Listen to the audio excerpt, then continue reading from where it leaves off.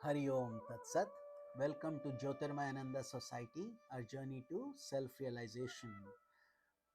Please subscribe our channel if you have not yet done so. We are currently studying the book Yoga of Perfection by Swami Jyotirmayananda Maharaj, narrated by myself, Swami Nikhilananda. Currently, we are studying the publisher's note from Swami Lalitananda, who was instrumental in bringing Swamiji to the West in 1962. And we are currently studying the glory of Bhagavad Gita through her words. Without a doubt, there is no book so inspiring, so elevating, so sublime, and soul stirring as the Srimad Bhagavad Gita. And there is no commentary, in our humble opinion, so crystal, lucid, and practical as the present work by our beloved Guru, enlightened Guru, Swami Jyotirmayananda Maharaj. No matter what problem you may confront, the Gita has a solution for you. This work is not just for advanced sannyasins or monks or for erudite scholars, but it is for all sincere seekers after perfection, peace, and bliss. We express our deep appreciation to everyone who has assisted in this magnificent book. Indeed, it is a book that the West as well as the East are in dire need of to bring life to its greatest unfoldment, revealing the essential depth and spiritual richness of the heart. Our adorations to His Holiness Swami Jyotirmayananda Maharaj for bestowing upon us his abundance of intuitive knowledge. May the readers of this book, Srimad Bhagavad Gita, the Yoga of Perfection, receive the blessings of Bhagavan Krishna to overcome the multiple obstacles of life and reach the highest summit of perfection, the blessed goal of self realization. Vasudeva Sutam Devam Kansa Chanuramardanam Devaki Paramanandam Shri Krishnam Vande Jagat Gurum.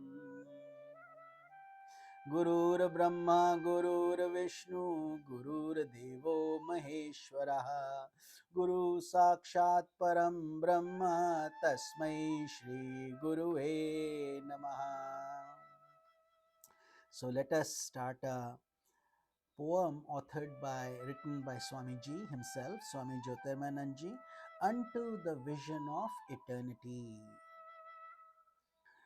Like the golden sun unto the blue sky, or like the silvery moon unto the feathery clouds, or like a secret stream into a dreamy forest, or like the sweet call of a nightingale awakening the soft buds of the garden in the silence of the night, or like a restless river of life rushing onwards to fall onto the surging sea of bliss.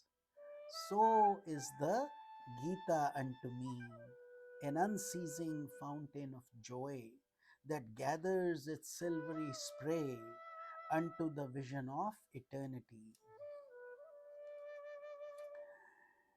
Adorations to the Divine Mother Gita, the showerer of the nectar of non-duality and the destroyer of the world process, the very essence of the Upanishads, the crest jewel among all scriptures.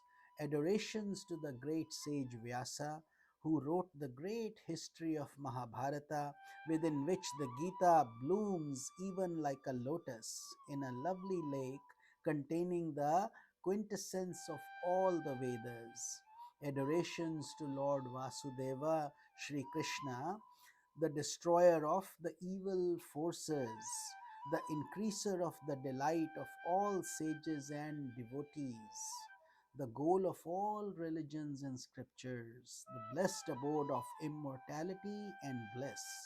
Adorations to Partha, Arjuna, the embodiment of the sage Nara, through whom Lord Narayana revealed to the world the priceless teachings of the Bhagavad Gita, the teachings which solve all problems of human life, which kindle the lamp of illumination to dispel the darkness of illusion and ignorance.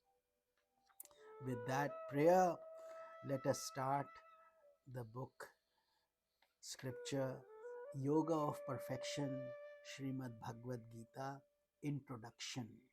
The Gita is a profound scripture containing the essence of life and its mysteries, its hidden potentialities, the manner of unfolding them, and the luminous path that leads to the highest goal, whence there is no return to the world of duality and repeated births and deaths. It reads like music, not merely the music that fills our ears with sweet sounds, but the music of the soul, which fills our heart with the sense of eternity and immortality, which floods our inner being with light and bliss.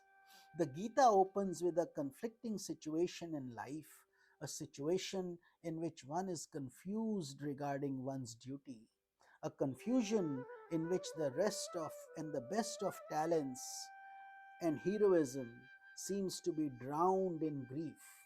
The best of intelligence seems to be blunted. This is inevitable in the life that tends to attain the blessedness of nirvana, the liberation of the experience of mukti or liberation. It is under such conditions that all human efforts fail to calm the agitation of the heart, and all human intelligence and skill remains stupefied with a sense of surrender to a higher being, to a higher voice, that the greatest teaching is revealed to the soul from the Lord of all the souls, the Supreme Being, the Divine Krishna, who has the answer to all of our miseries. The first chapter presents this situation in the life of the hero Arjuna. Esoteric significance can be very easily understood by the reflective aspirants. This confusion of Arjuna is symbolic of such confusion in the battle of life. It is true to one and all. None can emerge victorious in the battle of life unless he has tasted such conditions that shake his egoistic vision from its very foundation. Whatever may be the external shape of one's duty, the vision that should sustain our effort is the same. Whatever may be the role that we may have to play in this world, the knowledge of the roots of our beings is the same. Lord Krishna calls Arjuna to duty to do his natural work that's been assigned by awakening in him the knowledge of the self. Even so, humanity is called to duty through the message of the knowledge of the self. Knowledge of self is the foundation of all culture, civilizations, sublime works, and all that is abiding, all that is truly auspicious and beautiful in this world of names and forms. Arjuna is led step by step on the ladder of yoga to the blessed revelation of the purpose of life, to the final attainment of liberation. The 18 chapters of the Gita reveal the spiritual journey of the soul with its mysterious manifestations, thrilling revelations, wondrous experiences, and awe inspiring visions.